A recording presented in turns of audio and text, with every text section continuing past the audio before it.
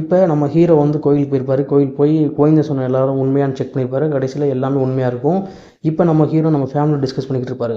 So இதுக்கு முன்னாடி part நீங்கள் பார்க்கலனா, அதோட லிங்க் நான் கமெண்ட்ல குடுத்துருக்கேன். ஃபர்ஸ்ட் பார்ட்டையும் பார்த்து என்ஜாய் பண்ணுங்க.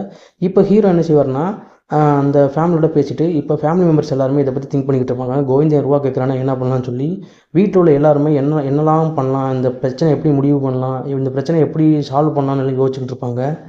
இப்போ நம்ம கோவிந்தன் காலைல எந்திரிச்சு வாக்கிங் போகிறதுக்காண்டி கிளம்பிக்கிட்டு இருப்பாரு. வாக்கிங் போகிற டயத்தில் ஷூவெல்லாம் அங்கே மாட்டிக்கிட்டு தான் தன்னுடைய நாய்க்குட்டியை பார்த்துட்டு இருப்பாரு. அந்த நாய்க்குட்டிக்கு பேர் சிம்பான்னு வச்சுருப்பாரு.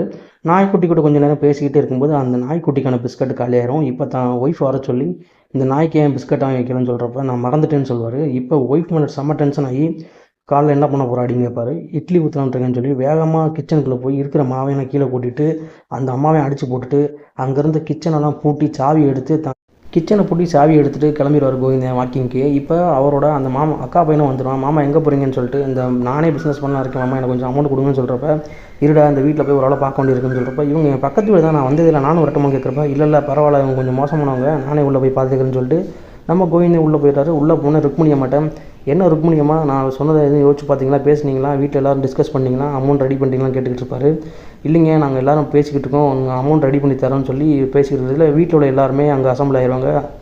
இப்போ கோவிந்தன் இந்த அமௌண்ட்டெல்லாம் ரெடி பண்ணிட்டீங்கன்னு சொல்கிறப்ப, எங்களால் முடியல அமௌண்ட்லாம் ரெடி பண்ண சொல்லப்போ கொஞ்சம் பிரச்சனை ஆயிரும். டக்குன்னு பார்த்தா அந்த 2வது பையன் கீழே இறங்கி வந்துடுவான். கீழே இறங்கி வந்தோடனே நம்ம கோவிந்தனை சத்தம் போட்டுருவான். அப்போ தான் கோவிந்தனுக்கு ஒரு விஷயம் தெரியும். ஆஹா, பரதனுக்கு இன்னொரு ஒரு ஃபேமிலி இருக்குங்க, இந்த ஃபேமிலி நீங்கள் தானடா. அப்போ நான் இந்த உண்மையை போய் சொல்லி ஏற்கனவே கோயில் மேலே உள்ள ஒரு உண்மையை பொய்யவும் சொல்லி பரதனுக்கு இப்படி ஒரு ஃபேமிலி இருக்குன்னு சொல்லி இந்த 2 பொய்யும் அவுத்து விட்டோன்னா பரதன் பேரில் எல்லாமே திரும்பிடும், எனக்கு எந்த பிரச்சனையும் இல்லை அப்படின்னு சொல்கிறப்ப, இரியா இந்த பிரச்சனையை இது நம்மளே பேசி சமாளிச்சுக்கலாம், இந்த விஷயத்தை யார்ட்டையும் சொல்லாத, எங்கள் இந்த பரதனோட இந்த ஒய்ஃபு ஃபேமிலியை பற்றி எதுவுமே சொல்லக்கூடாது, கொஞ்சம் வெயிட் பண்ணுங்கன்னு சொல்லி நம்ம கோவிந்தன் எல்லோரும் பேசுவாங்க. ஆனால் கோவிந்தன் கேட்க மாட்டான், கத்த ஆரம்பிச்சிடும். வேகமாக கத்த ஆரம்பிச்சோன்னு என்ன செய்வாங்க, இருடா உனக்கு இன்றைக்கி முடிவு கட்டுறேன்னு சொல்லி நம்ம ஹீரோவோட அம்மா பிடிச்சி கோவிந்தனை அடின்னு அடித்து உட்கார வச்சிடும். இப்போ ஃபேமிலியில் உள்ள எல்லோரும் சேர்ந்து அடிக்க ஆரம்பிச்சிடுவாங்க கோவிந்தனை பிடிச்சி. இப்போ கோவிந்தனுக்கும் வீட்டில் உள்ள எல்லாருக்கும் தள்ளுமுள்ள ஆரம்பிச்சிடும். எல்லாரும் சேர்ந்து கோவிந்தனை போட்டு அடிச்சுக்கிட்டு இருப்பாங்க. அங்கிட்டுக்கிட்டுமா கோவிந்தனை மாற்றி அடிச்சுக்கிட்டு இருப்பான். வீட்டில் உள்ள எல்லாரும் கோவிந்தனை பிடிச்சி எப்படியாவது இந்த விஷயம் தெரியாமல் ஆக்கிறக்காண்டி அவனை போட்டு அடின்னு அடிச்சுக்கிட்டு இருப்பாங்க. கடைசியில் நம்ம ஹீரோட அம்மாவுக்கு கோவம் வந்து அவன் கழுத்தை ஒரு திருப்பும், கோழி கழுத்தை திருப்பின மாதிரி திருப்பி விட்டுரும். திருப்பினால கோவிந்தன் அங்கேயே மண்டையை போட்டுருவான். இங்கே நடந்த பிரச்சனைலாம் தெரியாமல் நம்ம ஹீரோ குளிச்சுட்டு வந்துக்கிட்டு இருப்பார் வீட்டுக்கு. வீட்டுக்குள்ள வந்துட்டு தான் அம்மாட்ட கோவிந்தனை நம்ம வீட்டுக்கு வர வைப்போம், வர வச்சு அவர்கிட்ட பொறுமையாக பேசி இது எல்லாத்தையும் தெளிவாக சொல்லி இந்த பிரச்சனைலேருந்து வெளியே வந்துடலாம்னு சொல்கிறப்ப, அவங்க அம்மா இந்த மாதிரி கோவிந்தன் நம்மளை பார்க்க வீட்டுக்கு வந்தால் ஒரு சின்ன பிரச்சனையாச்சு, அவன் செத்துட்டான் அப்படின்னு சொல்கிறப்ப தான் ஹீரோவுக்கு ஷாக்காக இருக்கும். சரி அவன் பாடி எங்கன்னு சொல்லி ஒரு ரூமில் எடுத்து வச்சுருப்பாங்க. கோவிந்தனை போய் பார்ப்பார். கோவிந்தன் செத்து ஆல்ரெடி முடிஞ்சிருக்கும். இப்போ நம்ம ஹீரோ இந்த பிரச்சனை தப்பிக்க ஒரு லாயருக்கு ஃபோன் பண்ணி இந்த மாதிரி ஒரு பிரச்சனை வீட்டில் நடந்தால் எப்படி இதில் சமாளிக்கலாம்னு சொல்கிறப்ப, இப்போ அந்த குடும்பமே ஜெயிலுக்கு போகிற மாதிரி லாயர் சொல்ல, இப்போ இதுக்கு இந்த பிரச்சனையிலேருந்து தப்பிக்கிறதுக்கு கோவிந்தன் பாடியை எப்படியா டிஸ்போஸ் பண்ணணும், நம்மளும் இந்த பிரச்சனை தப்பிக்கணும்னு சொல்லி வீட்டில் உள்ள எல்லாரும் டிஸ்கஸ் பண்ணிக்கிட்டு இருப்பாங்க. ஏற்கனவே இந்த பிரச்சனை போய்கிட்டு இருக்கு. கோவிந்தனோட சொந்தக்கார பையனும் எங்கள் மாமாவை காணும் தேடி இங்கே வீட்டுக்கு வந்துடுவான். வீட்டுக்கு வந்தோடனே நம்ம ஹீரோ போயிட்டு, இல்லை அவர் இங்கே வரல, எங்கள் மாமா இங்கே வந்தாரான்னு கேட்குறப்ப, அவர் இங்கே வரலங்க அப்படின்னு சொல்லுவார். இல்லைங்க காலையில் என் கூட தான் வாக்கிங் வந்தார், நான் போய் இங்கே பார்த்துட்டேன்னு சொல்கிறப்ப, இல்லை வந்துட்டு உடனே போயிட்டாரே நாங்கள் இங்கே இல்லையே அப்படின்னு சொல்கிறப்ப இவனுக்கு சந்தேகமாக இருக்கும், ஒருவேளை இங்கே தான் வந்திருக்காரோன்னு சொல்லி.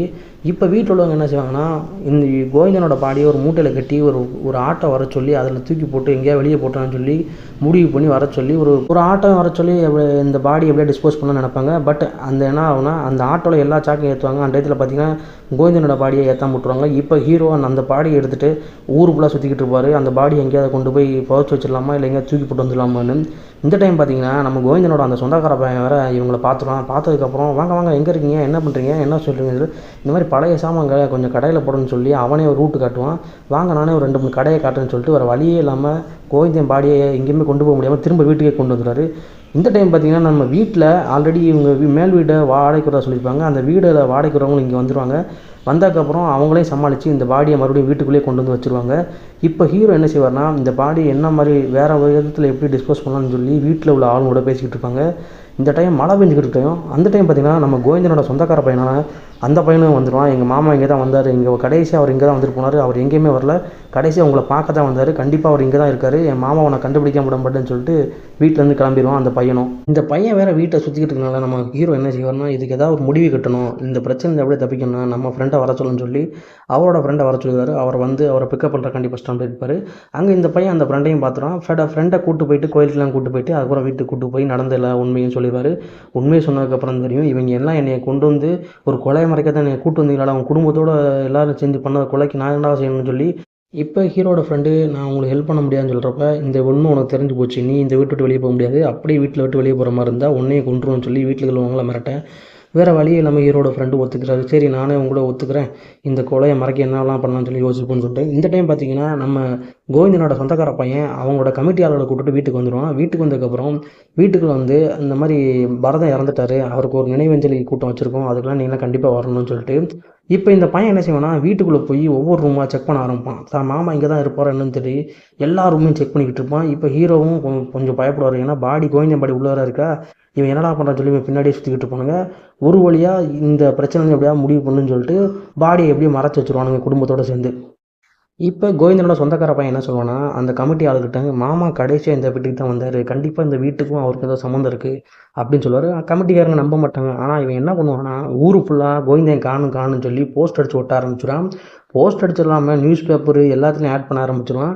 ஆடு பண்ணி விட்டுட்டு அதுக்கப்புறம் என்ன செய்வான்னா, இது பொத்தாதுன்னு சொல்லி நேராக போஸ்ட் ஆஃபீஸுக்கு போய் அதில் இவன் மாமாவை காணுன்னு சொல்லி ஒரு கம்ப்ளைண்ட் எழுதி அதில் 500 ஒரு எழுதி ஒட்டி வச்சுட்டு வந்துடுவான். இப்போ வந்ததுக்கப்புறம் இனி என்னெல்லாம் நடக்கணும்னு வெயிட் பண்ணலான்னு சொல்லி வீட்டுக்கு போயிடுவான். வீட்டுக்கு போய் குளிக்கலான்னு கிளம்பி பாத்ரூம் போய்கிட்டு இருப்பான். பாத்ரூம் உள்ளே போய் பார்த்தா கோவிந்த மாமா அங்கே செத்த பணமாக நின்றுக்கிட்டு இருப்பார். நம்ம ஆள் பார்த்து பயந்தே போவான், எப்படி மாமா நம்ம வீட்டுக்கு வந்தார், மாமா எப்படி செத்தாருன்னு சொல்லி பல கன்ஃபியூஷன் சுற்றிட்டு இருப்பான். இந்த டைம் பார்த்தீங்கன்னா அந்த கமிட்டியை சேர்ந்த ஒரு ஆள் வந்துடுவார். வந்து இவன் வீட்டை தட்டிக்கிட்டு இருப்பார். இந்த மாதிரி கோவிந்தன் காணுன்னு சொல்லி ஊர் ஃபுல்லாக போஸ்ட் அடிச்சிருக்காங்கடா, உனக்கு தெரியுமான்னு தெரியல. இப்போ தெரியல, எனக்கு தெரியல, என்னன்னு தெரியல, நான் என்னென்னு காலைல என்னென்னு பார்க்குறேன் போய் சொல்லணும்னு சொல்லிட்டு கோவிந்தன் பாடி என்ன செய்வார்னா, இவங்க வீட்டில் உள்ள யாருக்குமே தெரியாமல் வீட்டுக்கு மேலே உள்ள ஒரு ரூமில் கொண்டு போய் வச்சுருவான். வச்சதுக்கப்புறமா இங்கே உள்ள அந்த கமிட்டி ஆளுங்கள்லாம் கோவிந்தன் நம்பரை வச்சுருப்பாங்க. அந்த டயத்தில் ஒரு ஃபோன் வரும். அந்த அறநிலையத்துறை ஆஃபீஸரை ஃபோன் போட்டு இந்த மாதிரி பணம் ரெடி பண்ண சொன்னால் ரெடி பண்ணிட்டானா கோவிந்தன் சொல்கிறப்ப, இது மாதிரி கோவிந்தன் வெளியே போயிட்டான், நீங்கள் கேட்ட அமௌண்ட் பெருசு இல்லையா, நான் அதை ரெடி பண்ண கொஞ்சம் நாள் ஆகும் சொல்கிறப்ப, நான் ஒரு 30 லட்சம் தான் நான் கேட்டேன்னு சொல்கிறப்ப, அப்போ தான் இவங்களுக்கு சைட் ஆகும். அப்போ தான் கொஞ்சம் சந்தேகப்படுவாங்க. ஏன்னா கோவிந்தன் இவங்ககிட்ட வந்து 1.5 கோடின்னு சொல்லியிருப்பான். இவர் 30 லட்சம் கேட்டப்போ கோவிந்தனுக்கு ஆல்ரெடி இவங்க எல்லாரும் பணம் கொடுத்துருப்பாங்க. அந்த பணம்லாம் கண்டிப்பாக இந்த பையனுக்கு தெரியும்னு சொல்லி இவனை தேடி வந்து அடின்னு அடிப்பாங்க. இவன் எனக்கு எதுவுமே தெரியாதுன்னு சொல்லிட்டு நேராக கோவிந்தன் மாமாவோட வீட்டுக்கு போயிடுவான். வீட்டுக்கு போனதுக்கப்புறம் அந்த அவங்க அத்தை என்ன சொல்லுவாங்கன்னா, கோவிந்தன் வந்து ரொம்ப மோசமானவன், அவன் ஆல்ரெடி நீ வாங்கின இடத்த ஃபுல்லத்தையும் ஏமாற்றி தான் உனக்கு விற்றுட்டு போனான், அவன் கூட போய் சுற்றிட்டு இடம்னு சொல்லிட்டு போகிறப்ப வேறு வழியே இல்லாமல் நேராக இந்த பையன் நம்ம ஹீரோ வீட்டுக்கு வந்து என்னை மாட்டி விட்டதுக்கு நீங்கள் தான் மாட்டி விட்டீங்க எனக்கு தெரியும், என்னை சேர்த்துக்கோங்கன்னு சொல்லிக்கிட்டே இருப்பான்.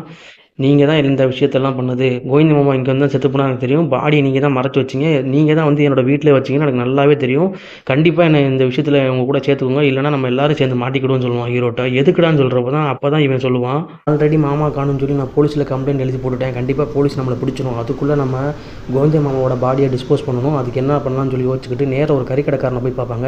அவர்கிட்ட உங்களுக்கு இங்கே எவ்வளோ நான் சம்பளம் அப்படின்னு கேட்குறப்ப, எனக்கு ஒரு 800 ரூபா சம்பளம்ப்பா, அதிகபட்சம் வேறு வந்து ஒரு 2000 ரூபா கிடைக்குன்னு சொல்லி, ஒரு பெரிய பொருளை வெட்டினா உங்களுக்கு எவ்வளோ கேட்குறீங்க அவ்வளோ கொடுக்குறேன்னு, எவ்வளோ பெரிய மாடாக இருக்கும் பாருங்கள், நீங்கள் நேரில் வாங்க, நேரில் வந்தீங்கன்னா நீங்கள் அந்த பொருளை பார்த்துட்டு என்ன ரேட்டு நீங்கள் கேட்குறீங்கன்னா கண்டிப்பாக கொடுத்துருன்னு சொல்லி இவரையும் ஏமாற்றி கூப்பிட்டு போய் பார்த்தா அங்கே கோவிந்தன் செத்த மாதிரி இருப்பான். இப்போ இவருக்கு ரொம்ப பயமாக போகும். ஏற்கனவே இந்த ஆள் வந்து கோவிந்தன் மேலே ரொம்ப டென்ஷனில் இருப்பார். தான் பொண்ணை ஃபாரின் அனுப்பிவிட்டு அவள் என்ன ஆனாலும் தெரியாமல் இருக்கலாம். கோவிந்தன் வர இவரை ரொம்ப திட்டி போடுவான். அதனால் கோவிந்தனை ஏதாவது பண்ணணுமே நினைக்கிறப்ப கோவிந்தன் ஆல்ரெடி செத்து இருக்கனால சரி கோவிந்தனை எதாவது பண்ண முடியாது, செத்த கோவிந்தனை ஏதாவது பண்ணுவோன்னு சொல்லி அவரை வெட்டுறதுக்கு பிளான் போட்டுருவாங்க. இப்போ குடும்பத்தில் எல்லோரும் சேர்ந்து நம்ம கோவிந்தனை வெட்டி கூறு போட்டுக்கிட்டு இருப்பாங்க. இது போக போலீஸுக்கார நியூஸ் தெரிஞ்சிடும், போலீஸும் நேராக இங்கே வந்துடுவாங்க. வந்தது இல்லாமல் ஆல்ரெடி நம்ம ஆள் வேறு அந்த இதில் அந்த கம்ப்ளைண்டில் ரூபாய் வேறு வச்சு அனுப்பிட்டுருப்போம், ஒரு 500 ரூபா வச்சு. அதனால் போலீஸ்காரர் ரொம்ப டென்ஷன் ஆகி இது எவன்டா பண்ணதுன்னு சொல்லி தேட ஆரம்பிச்சிடுவாங்க. போலீஸ்காரர் இப்போ என்கொயரி ஆரம்பிச்சிடுவார். போலீஸ்கார் நேராக கோவிந்தனோட வீட்டுக்கு போய் கோவிந்தன் வீட்டுக்கார மட்டும் நீங்கள் ஏன் கம்ப்ளைண்ட் கொடுக்கணும்னு சொல்லப்போ அவர் எங்கே போனால் எனக்கு என்னன்னு சொல்லி அதை அசால்ட்டாக பதில் சொல்லிக்கிட்டு இருக்கோம். அவன் போன பற்றி எனக்கு எந்த கவலை இல்லை, நான் இப்போ தான் சந்தோஷமாக இருக்கேன்னு சொல்லிட்டு போயிடும். இங்கே வீட்டில் உள்ள எல்லோரும் சேர்ந்து நம்ம கோவிந்தனை பிரித்து மேஞ்சி பாட்டாக வெட்டி அவனை கூறு கூறாக போட்டு கவர் போட்டு பிரித்து வச்சுருவாங்க நம்ம கோவிந்தன் பாடியை. அக்கக்கா பிரிச்சுடுவாங்க. இப்போ குடும்பத்தில் எல்லோரும் ஒரு பிளான் போட்டு ஒரு குரூப் ஃபார்ம் பண்ணி இந்த பாடியை கொஞ்சம் கொஞ்சமாக ஊருக்கு வெளியே உள்ள இடத்துல போய் டிஸ்போஸ் பண்ணணுன்னு சொல்லி ஒரு குரூப்பே ஃபார்ம் பண்ணி இப்போ எல்லோரும் கிளம்பி அந்த பாடியை டிஸ்போஸ் பண்ண கிளம்பிடுவாங்க. ஒவ்வொரு ஆளுக்கும் ஒவ்வொரு டாஸ்க் கொடுத்துருக்கும். ஒவ்வொரு ஆளும் ஒவ்வொரு இடத்துல போய் இந்த பாடியை டிஸ்போஸ் பண்ணணும். இப்போ வீட்டில் உள்ள எல்லாருமே சேர்ந்து கிளம்பி போய் பாடியை டிஸ்போஸ் பண்ணிக்கிட்டு இருப்பாங்க. நம்ம போலீஸ்காரர் என்கொயரி ஆரம்பித்து கோவிந்தனோட கூட்டாளிகள் எல்லாம் போய் பார்த்துக்கிட்டு இருப்பார். அது மட்டும் இல்லாமல் கோவிந்தன் கூட்டாளிகள் என்ன செய்வாங்கன்னா, இந்த மாதிரி கோவிந்தனுக்கு ஒரு சொந்தக்கார பையன் இருக்கான், அவன் வீட்டில் தான் இந்த ரூபாயெல்லாம் மறைச்சி வச்சிருக்கான்னு தெரிஞ்சு இப்போ போலீஸ்காரங்க நேராக நம்ம அந்த சொந்தக்கார பையனான அவனை பிடிச்சிட்டு நேராக இங்கே வந்துடுவாங்க. இங்கே இவங்க எல்லாருமே இந்த பாடியை டிஸ்போஸ் பண்ணிவிட்டு அந்த வீட்டை க்ளீன் பண்ணிக்கிட்டு இருப்பாங்க. இப்போ நம்ம ஹீரோவுக்கு போலீஸ்காரங்க வரான்னு தெரிஞ்சிடும். அவன் வந்து இன்ஃபார்ம் பண்ணிடுவான். இப்போ வீட்டில் உள்ள எல்லாத்தையும் அவர் மூவ் பண்ணிக்கிட்டு இருப்பார். கண்டிப்பாக போலீஸ்காரங்க இங்கே வந்துடுவாங்க தெரிஞ்ச உடனே நம்ம அவர் ஆல்ரெடி கோவிந்தன் பாடி எல்லாத்தையும் க்ளீன் பண்ணி முடிச்சிருப்பாங்க. அந்த வீட்டிலேருந்து எல்லாருமே கிளம்பி மூவ் ஆகிடுவாங்க. மூவ் ஆகி அவங்க ஏற்று விட்டுக்கு போயிடுவாங்க. போனது மட்டும் இல்லாமல் கடைசியில் என்ன ஆகும்னா, ஒரே ஒரு பேக் மட்டும் உள்ளே மிஸ் ஆயிரும். ஒரே ஒரு பேக் மட்டும், அதாவது அந்த பாடி டிஸ்போஸ் பண்ணல ஒரே ஒரு பேக் மட்டும் உள்ளே மிஸ் ஆயிரும். இவங்க போலீஸ் வரக்குள்ளே இவங்க எல்லாரும் கிளம்பி போய் அவங்க வீட்டில் எல்லோரும் நின்றுக்கிடுவாங்க. இப்போ போலீஸ் வந்ததுக்கப்புறம் வீட்டுக்குள்ளே போய் செக் பண்ண ஆரம்பிப்பாங்க. கண்டிப்பாக அவங்க உள்ளே தான் சார் இருக்கான்னு சொல்லிட்டு உள்ளே போய் செக் பண்ணி பார்க்குறப்போ ஒன்றுமே இருக்காது.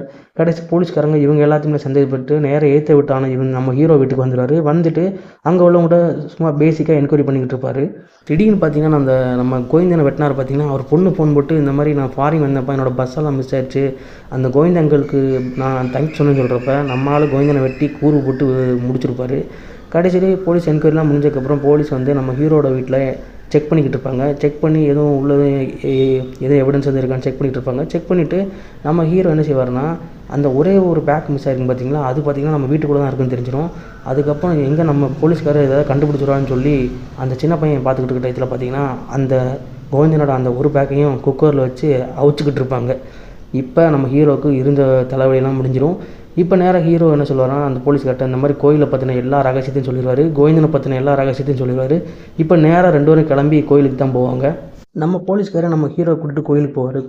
கோயில் என்ன நடக்குன்னு செக் பண்ணிகிட்டு இருப்பாங்க. அப்போ அந்த கமிட்டி ஆளுங்க எல்லோரும் இங்கே உள்ள பிரார்த்தனைகள் பரிகாரங்கள்லாம் சொல்லிகிட்டு இருக்க டயத்தில் அந்த கோவிந்த ஃபோனுக்கு ஒரு ஃபோன் வரும். அப்போ தான் ஒரு டவுட் வரும். திடீர்னு கோவிந்தனோட ஃபோனுக்கு ஒரு ஃபோன் வரும். அது எந்த ஃபோன் பார்த்தீங்கன்னா, அந்த அறநிலையத்துறை ஆஃபீஸர் ஃபோன் போட்டிருப்பாரு. எனக்கான அமௌண்ட் ரெடி ஆச்சுன்னு இருக்கிறப்ப இந்த ஆளை பிடிச்சா கண்டிப்பாக கோவிந்தன் எங்கே போயிருக்கான்னு தெரிஞ்சிடும்.